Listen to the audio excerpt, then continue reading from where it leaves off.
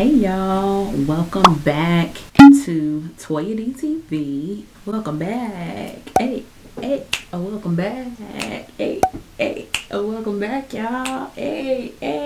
How are y'all doing? Put it down in the comments. I want to know. Y'all, let's get into Love and Marriage Huntsville. It says season premiere, but on OWN it says season 2, episode 11. I don't know which one it is, but we're gonna go for it. The name of the episode is A Whole Lot of Drama. Let's get into it, y'all. We start off with Black Lives Matter and also the pandemic, which is the world we're living in right now. You know, Kimmy was, on the front lines, which I didn't realize. She's a nurse. Everybody's working on being safe and all of that. So Maurice is contributing in a different way. He is actually holding a Black business town hall meeting.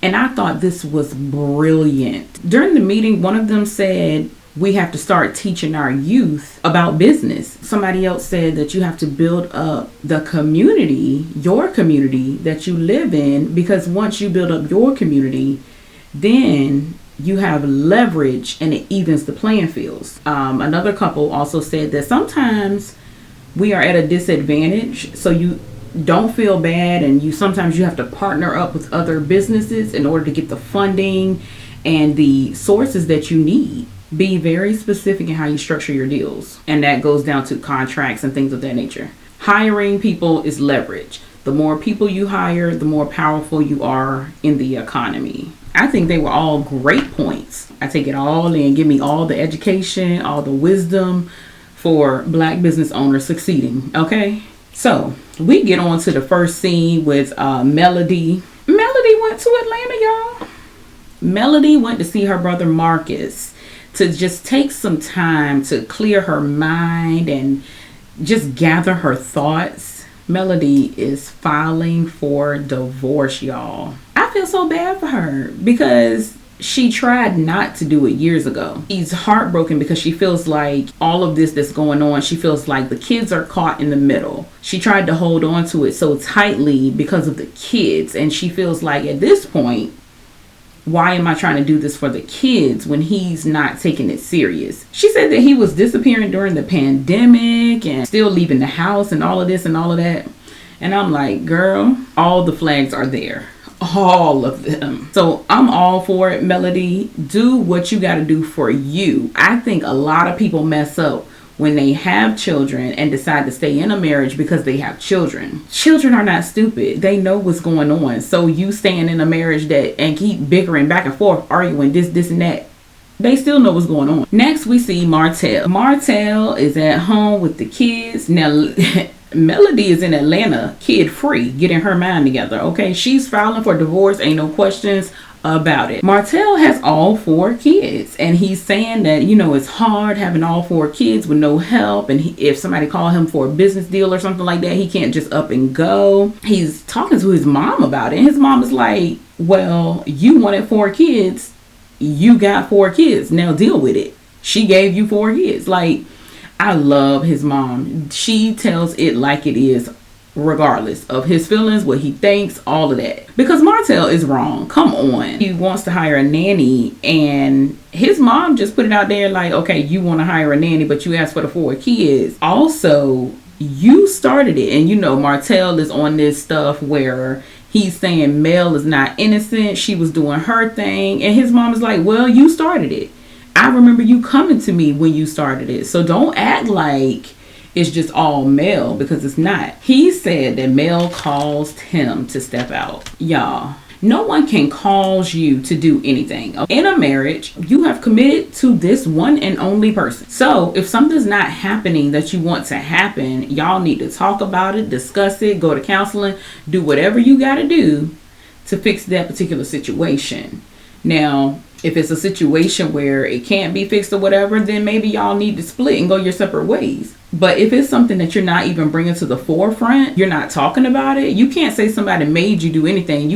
That excuse can't be used at any time, whether you talk about it or not, because you have to go through it's a process for somebody to really grasp what you need them to do and take it on. Next, we see Tisha. She's back in her regular swing of things, being, stay-at-home mom, balancing kids and homework and all of that. Oh, let me just say, Tisha's makeup in that scene was beautiful. I loved it. So Tisha's like, you know what? I'm gonna need a little help around here. And Marsau's like, oh, what?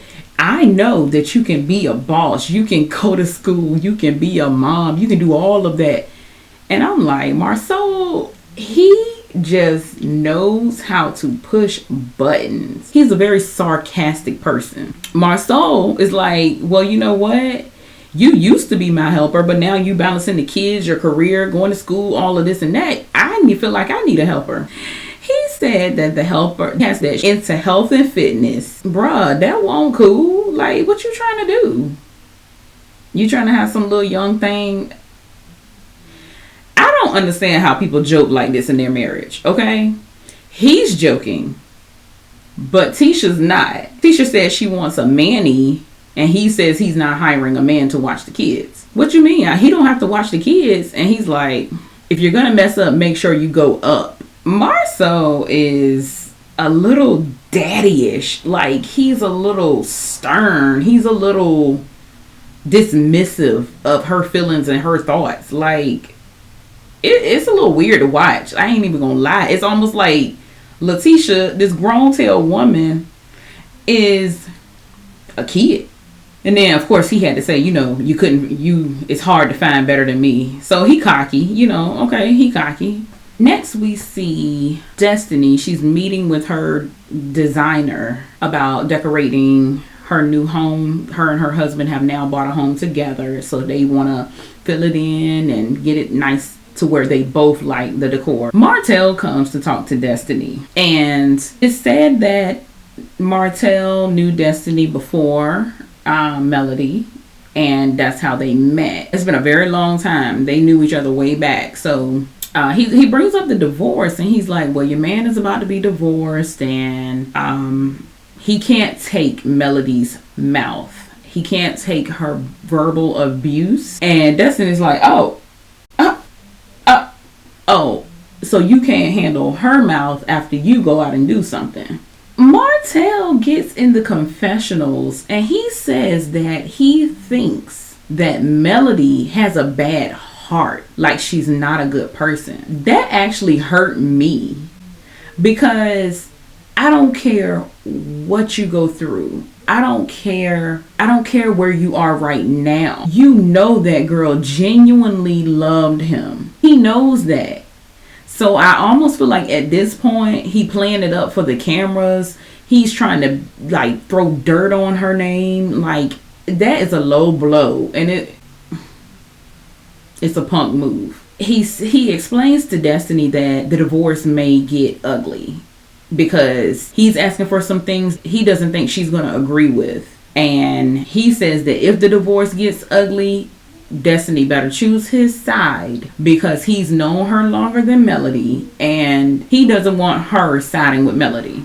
And Destiny's like, And then he goes back into the same things that he was saying with his mom, that Mel has done a lot of wrong too. To sum it up, he was basically saying that Melody took him back, but never truly forgave him, and just kept punishing him over and over and over for the things that he's done in the past. I can maybe see that, but I don't see that as being 100% true. I feel like he was still trying to throw his weight around, being Martell, cocky Martell. I feel like he was trying to throw his weight around, and Mel just not having it. It is what it is. You think you're all that, but you're not. I helped you get there. That's kind of like where Mel is. Destiny asked Martell, is Melody too much woman for him? He was like, hey, she might be. Maybe I need to get on some Marsau stuff. Yeah, that is definitely not going down. Martell says that when he got back together and everything, some things improved sexually from Melody, but not much else improved. That's why he went back to his ways again. So he was not accepting responsibility for him cheating at all. Well, she still wasn't doing what I needed her to do. And of course, Destiny's like, so you blaming her for pulling your pants down and sleeping with somebody else. He's like, see, that's what's wrong with y'all. Hold up. What?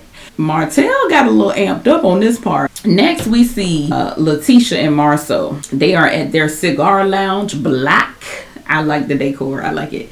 So they were there when it was announced that Kamala was selected to be vice president. So, that was like amazing to see their reactions on how it affected them. So Marsau was all in and like, hey, I was down for Biden regardless of who his VP was.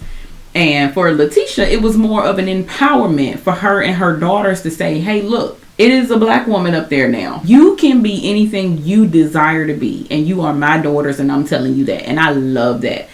I love that they instill nothing but encouragement, motivation, and drive in their children. So in the midst of them talking, Martell pops up.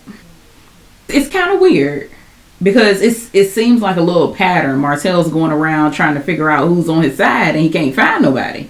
He can't find nobody that's on his side because, remember, he called old girl a peasant. His cockiness is too much. So when Martell get in there, Marsau come out, Letitia come out, and he's like, hey, I'm not here to stir up any trouble. I just feel like we just need to come to an understanding. We did have a genuine friendship. And Marsau was like, dude, I'm going to just be honest. You hurt me. I can see that, because if you have a genuine friendship and somebody's calling you a little B and you working out and y'all can't even work out together without this man walking past saying slick stuff out of his mouth, you want some snake stuff. Certain things you just don't do to friends. I don't care if y'all are in a disagreement, y'all just at odds, you still don't come out your mouth the way some of these people have. Like on one of the previous episodes when Letitia came at Mel and was like, yeah, have fun with your husband and his girlfriend or whatever she said. I was like, that was messed up. If you are a true friend, I don't care what my husband does to hurt me. You don't ever throw it back in my face. A friend would never do that. I don't care if you are in a disagreement. You would never throw that back in their face. Martell says that he realizes that Melody had been not telling him the whole truth about the back and forth tit for tat that was happening between them and the Scotts. And he realized now that Melody was keeping it going but telling him that she wasn't. Is that true? I don't know. So he's like, you know what? I take responsibility, because Tisha had to step in and was like, okay, we can take Mel completely out of this. You said something to affect our marriage. So he took responsibility for that. He apologized. Marsau is like, you know what? I hear the apology, but I'm going to need to see some action, because you're good with your words. So you can say, I'm sorry, but do you really mean it? Am I going to really see the action behind that? Next, we see Melody going to Destiny's house, and girl, she is back, honey, in Huntsville. First person she going to see is Destiny. She want to see her baby. She got her mask. She making sure, ain't no germs going to get around the baby. So they sit around and they talking. Destiny feels like her husband ain't really helping her fully. And I gotta say, Melody's confessional look, honey, with the sheer black, it was super cute. Super cute. Destiny says she feels like men just don't compromise as much as women. And I believe that to be true. Destiny also feels like her husband has checked out. Do y'all know how long they have been married? That? Put it down in the comments. Melody says she's seeing red flags all over the place. Melody tells Destiny that Martell had the nerve to call her the day after their anniversary and be like, why you didn't call me on our anniversary? Martell is so used to having the spotlight on him, having to be spoiled and all of this and all of that. He still don't realize that he's the reason that she is not in the house with him. It's like he realizes it, but he still plays victim. It's like he know, but he don't care enough to just face it head on. When she said that, I was like, he plays games. Martell plays games with Melody. And she was like, you know what, honey? That cockiness it's too much. Because she loved him when he had crooked teeth and a receding hairline and no money in the bank. Destiny said that they groom men and get them on the right track, get them on a better path, and when they get there and they're confident, they forget about all of that. don't think they forget. I think they're just like, I have arrived, honey. I am here. I'm here. That's how they feel. Okay? The confidence, sometimes they need to bring it on down. Like, was it Candy? I'm going to need you to bring it on down. Okay? Done with that. Mel is on her way home, y'all. So she walked in with her suitcase. They spoke to each other and he asked her, do she need help with her suitcase? She said, no. Do you need help getting your things out of the house? So they start bickering immediately when she get in the house. He was like, well, I wanted to talk to you because there was some stuff that we need to discuss. There's nothing that need to be discussed because the plan was when I come in, you're going to go to the other house. And he don't want to go to the other house no more. He want them to rotate. And she doesn't want to rotate. So Martell's like, no, I don't need help. You don't never help me any other time. You ain't no need to start helping me now. So then he's like, come talk to your kids. Kids, mommy's home.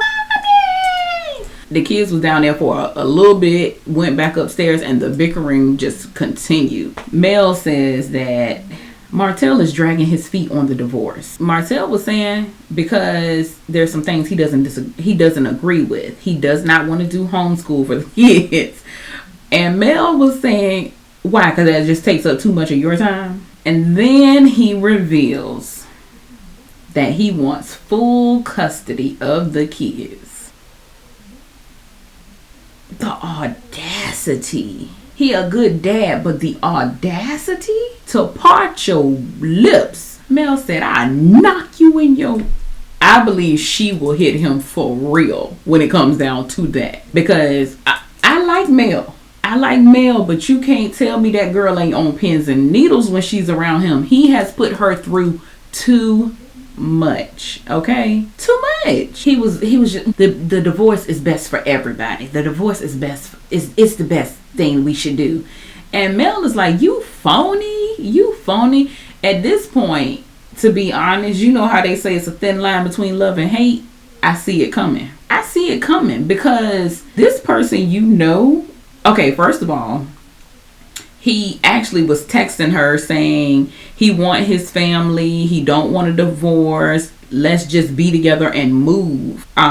He wants to do what's best for the kids. All of that kind of stuff is what he was texting her.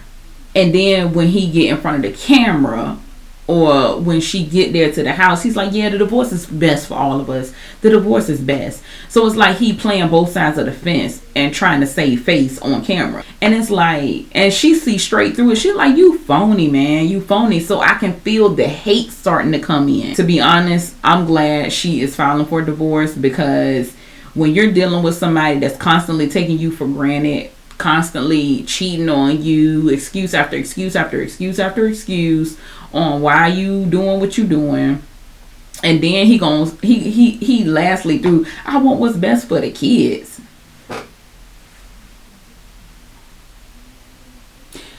He ain't thought about the kids the entire time he has been doing what he been doing. Like, it's crazy. But he gonna throw that, oh, I want to do what's best for the kids. He try to do that because he know mamas and their kids, it be hitting hard, trying to play on them emotional strings. Like, I can't stand that. Mel is like, you know what, get up out of here. I don't care what you say, get up out of here.